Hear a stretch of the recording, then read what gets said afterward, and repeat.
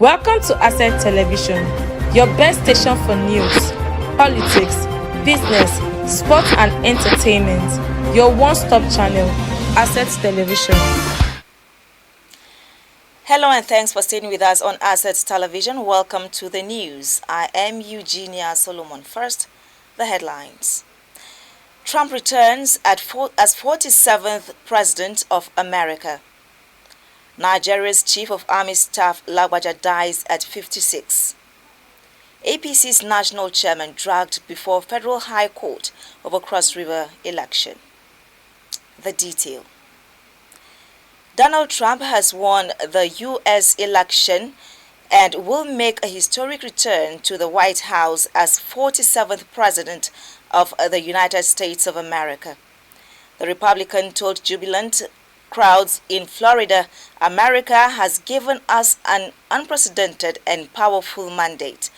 Of the 7 crucial swing states, Trump won North Carolina, Georgia, Pennsylvania, and Wisconsin, and is ahead in Michigan, Nevada, and Arizona. Kamala Harris is yet to concede or address supporters. Dejected crowds left her watch party well before the final result came in. Republicans have also taken the Senate back from Republicans. The Republicans have also taken the Senate back from Democrats after flipping a string of seats.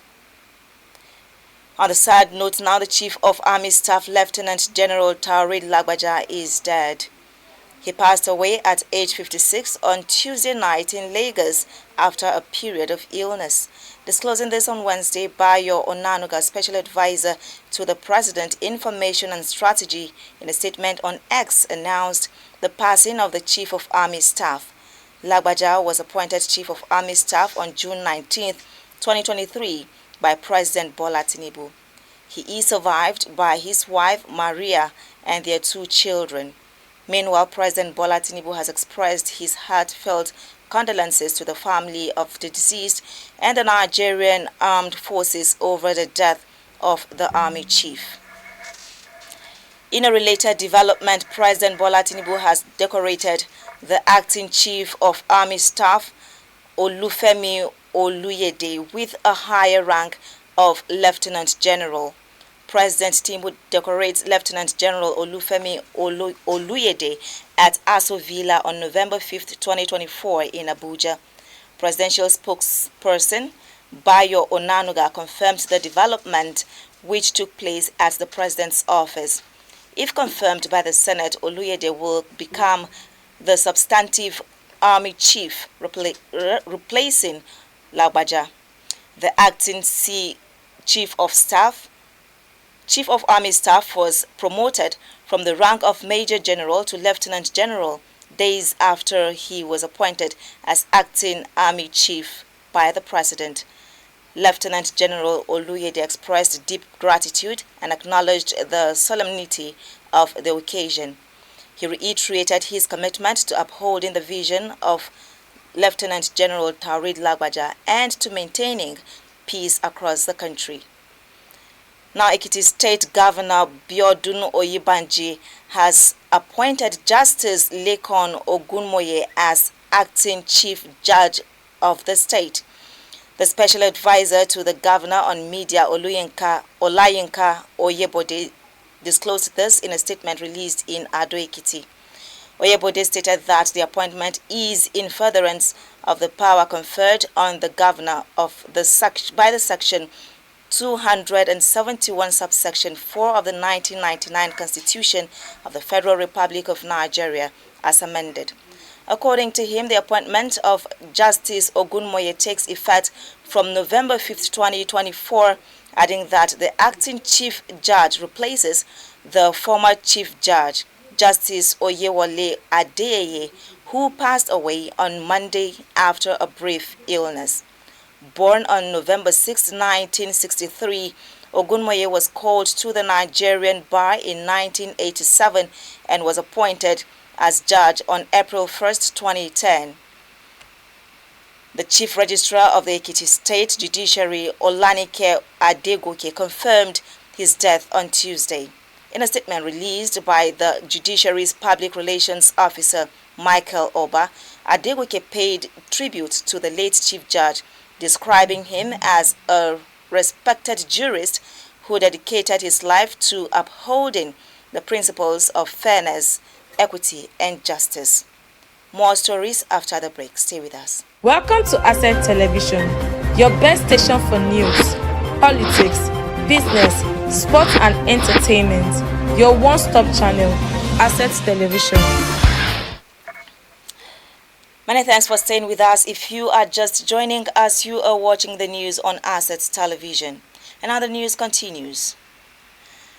The Ministers of Agriculture and Food Security, Abubakar Kyari, his Science, Technology and Innovation counterpart, Uche Nadi, and Budget and Economic Planning, Atiku Bagudu, are some of the high-profile government functionaries expected to appear before the House of Representatives Committee on Renewable Energy on Wednesday.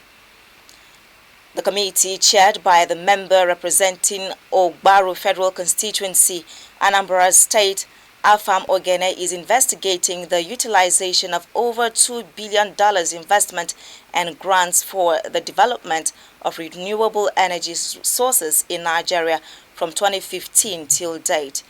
The committee argued last week that despite the huge grants and investment in the sector, the power supply in the country has continued to worsen.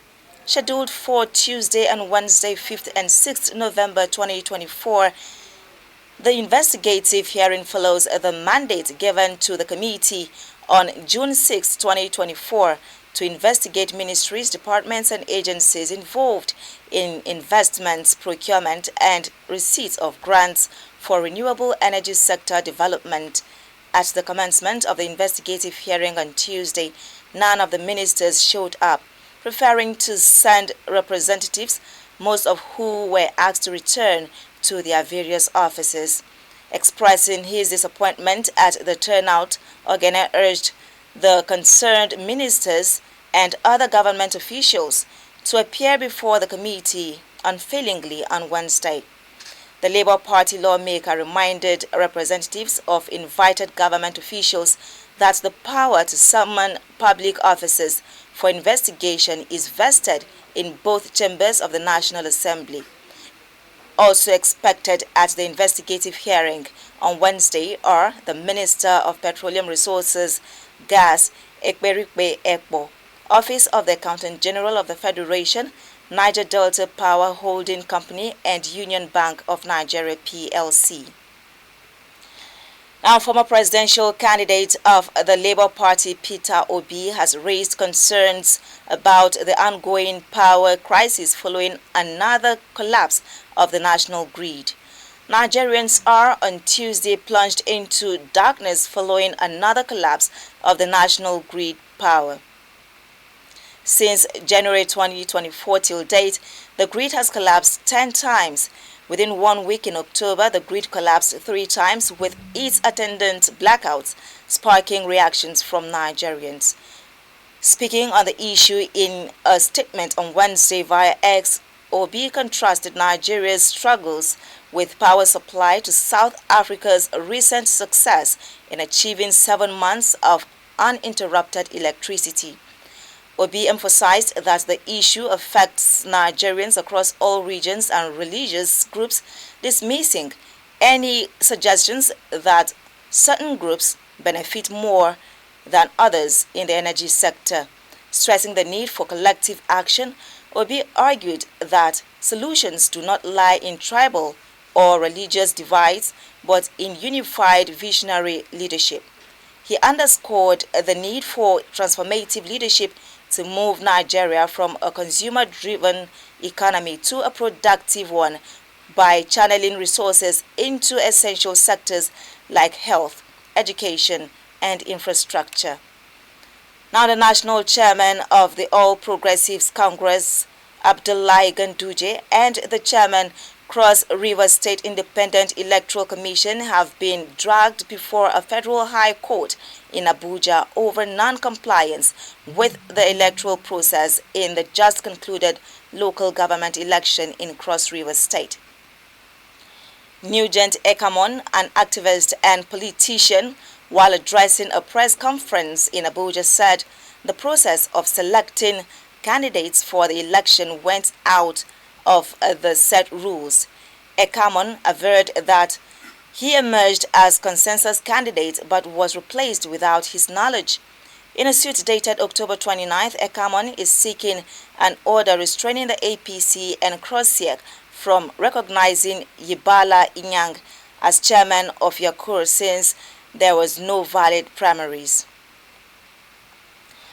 An Igbo pan-global cultural organization, Ogbako Ndi Igbo Uwanile, has expressed deep concern over the continuous detention of the leader of the indigenous people of Biafra, Nnamdi Kanu, while appealing to President Bola Tinubu to review his case and take immediate steps to ensure Kanu's unconditional release. According to the group, since his arrest in Kenya on June 29, 2021, and imprisoned in the custody of the Department of Security Services (DSS) solely for exercising his fundamental human rights, Kanu has been unjustly deprived of his liberty through long detention. This, the group argued, was given as Kanu, whom they described as a prisoner of conscience, has demonstrated no threat to public safety and has not engaged in any act of violence. According to the organization, arrest and imprisonment violate both international human rights standards and the principles that no one should be punished for peacefully expressing their views. In a release signed by OK Igbokwe Media and Public Relations Advisor Ogbaka Ndi Igbo, the group also posited that keeping Kanu in solidarity confinement is one of the reasons for the security presently ravaging the southeast zone of the country. The group argued that the unfortunate development has given room for hoodlums and non-state actors to cause mayhem, thereby undermining the economic development of the region and the nation. Well, with that story, we end the news. Don't forget to follow us on all our social media platforms for updates and programs. On behalf of the entire news crew, I am Eugenia Solomon. Thank you for watching. Welcome to Asset Television, your best station for news, politics, business, sports and entertainment. Your one-stop channel, Asset Television. Welcome to Asset Television, your best station for news, politics, business, sports and entertainment. Your one-stop channel, Asset Television.